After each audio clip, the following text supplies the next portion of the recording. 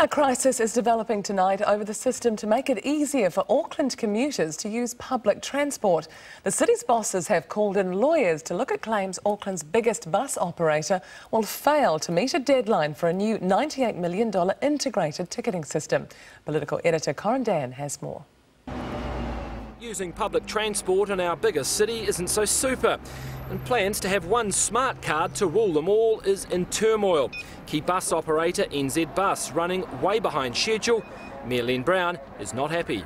There's a problem. We're addressing that. We have taken appropriate steps, which is to get our lawyers involved and ensure the parties are made aware of their legal responsibilities here.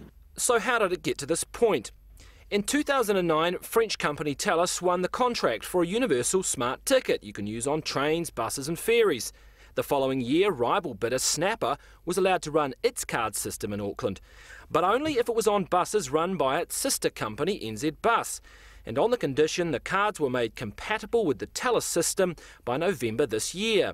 But last week, Auckland Transport sent this strongly worded legal letter. It says Snapper's confirmed it will miss the deadline. It goes on to claim that Snapper has also breached its agreement and will have to pay for cost overruns of $4 million. The government, having chipped in $42 million, is also furious about the delays. Here's the Transport Minister last week. Well, if they don't meet that deadline, they won't be able to take passengers on that system.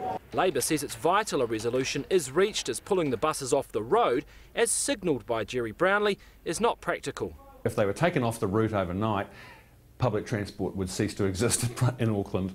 That's not realistic. And I think instead of huffing and puffing, Jerry Brownlee's got to find a quick, practical solution. Late this afternoon I spoke to Snapper Services. They were adamant they could still meet the November deadline and rejected any suggestion they were liable to pay cost overruns incurred by Auckland Transport. New Zealand Bus says it remains committed to Auckland's integrated ticketing system. Corin Dan, One News.